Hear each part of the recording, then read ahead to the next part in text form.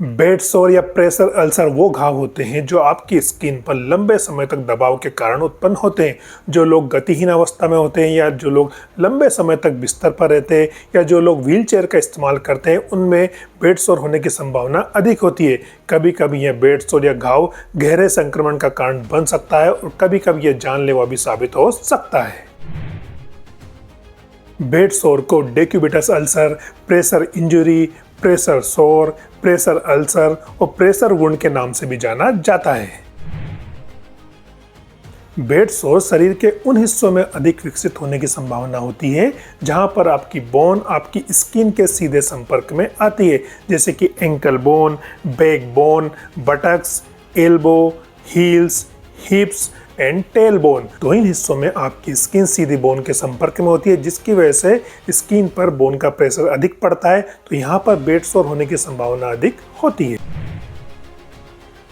तो आखिर बेड सोर होने का कारण क्या है? तो बेड सोर जब डेवलप होते हैं जब आपकी स्किन पर ब्लड का प्रेशर कम हो जाता है या ब्लड का फ्लो कम हो जाता है। ब्लड फ्लो की कमी के कारण 2 घंटे के अंदर भी प्रेशर सोर या बेड सोर डेवलप हो सकते हैं। ब्लड फ्लो की कमी से आपकी स्किन की बाहरी परत या एपिडर्मिस के सेल टूटने लगती हैं और बेड सोर डेवलप हो जाते हैं। बेड सोर पसीने या स्टूल या यूरिन की नमी की वजह से या व्हीलचेयर पर या बेड पर स्किन के खींचने की वजह से ज़्यादा बनते हैं। तो बेड सोर बनने की मेन वजह यह है कि ब्लड फ्लो कम होने से स्किन पर ब्लड का प्रेशर कम हो जाता है, जिसकी वजह से वहाँ पर ब्लड सप्लाई कम हो जाती है और सेल्स के टूटने से या सेल्स के मरने से वहाँ पर बेड सोर बन जाते हैं।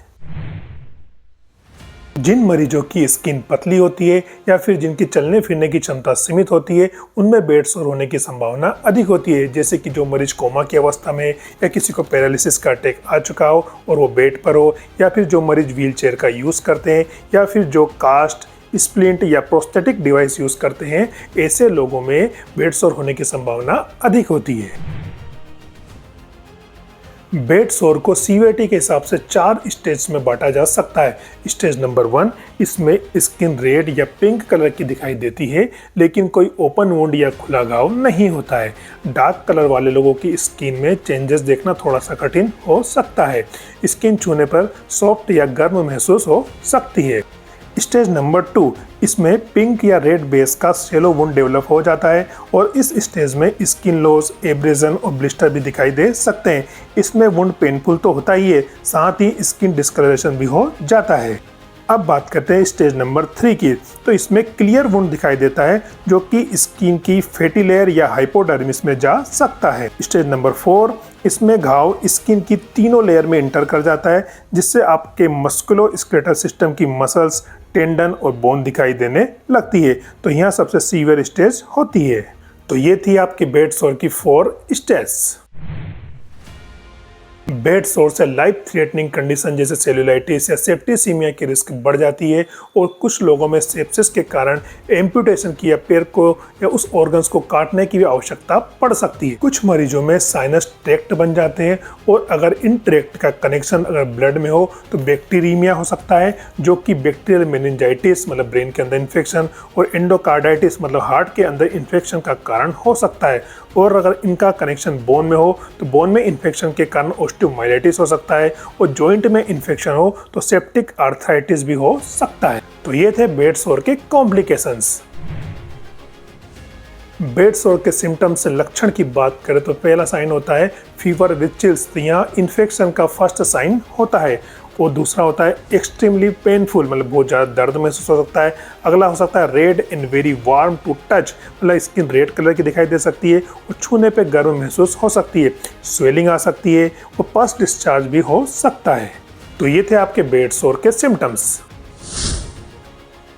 अब बेड सोर की मैनेजमेंट की बात करें तो इसके स्टेज के हिसाब से इसका मैनेजमेंट किया जाता है। तो स्टेज 1 और 2 का नॉन सर्जिकल मैनेजमेंट किया जाता है। इसके लिए घाव को साबुन और पानी या सेलाइन से साफ करके और मेडिकल बैंडेज से घाव को कवर कर दिया जाता है। डीप या गहरे घाव के लिए डिब्राइटमेंट किया जाता है और डेड टिश्यू को हटा दिया जाता है।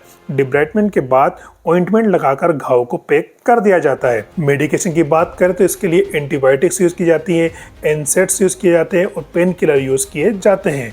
स्टेज 3 एंड 4 के घाव गहरे होते हैं जो कि स्किन के लार्ज एरिया को कवर करते हैं, तो इसके लिए स्किन ग्राफ्टिंग की जाती है ताकि घाव को क्लोज कर सके और हीलिंग जल्दी हो सके। तो ये था बेड सोर का मैनेजमेंट।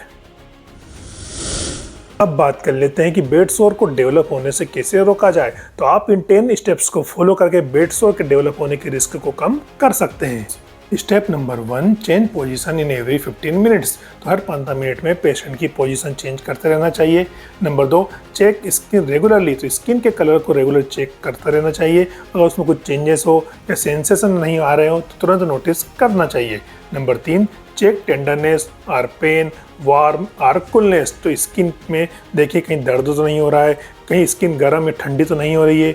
नंबर 4, पेशेंट को न्यूट्रिशियस या हेल्दी डाइट देना है और हाइड्रेशन मेंटेन करके रखना है। नंबर 5, स्किन को क्लीन और ड्राई रखना है। नंबर 6, स्किन के ऊपर मॉइस्चराइजर क्रीम लगाना है और पसीने से, यूरिन से और स्टूल से प्रोटेक्ट करना है। नंबर 7, एक्टिव फिजियोथेरेपी करना है। नंबर 8, एयर मैट्रेस यूज करना है और फोम वाले कुशन यूज करना है। नंबर 9, बेडशीट और अंडर गारमेंट को चेंज करते रहना चाहिए ताकि हाइजीन मेंटेन रहे। और नंबर 10, स्मोकिंग नहीं करना है क्योंकि निकोटीन वुंड हीलिंग को स्लो कर देता है। तो दोस्तों ये थी बेड सोर के बारे में जानकारी कि बेड सोर क्या होते हैं, बेड सोर क्यों बनते हैं और बेड सोर को आप कैसे डेवलप होने से रोक सकते हैं और बेड सोर का इलाज क्या होता है और बेड सोर की स्टेज क्या होती है। अगर आपको वीडियो अच्छा लगा हो तो इसको लाइक कीजिए, शेयर कीजिए, सब्सक्राइब कीजिए।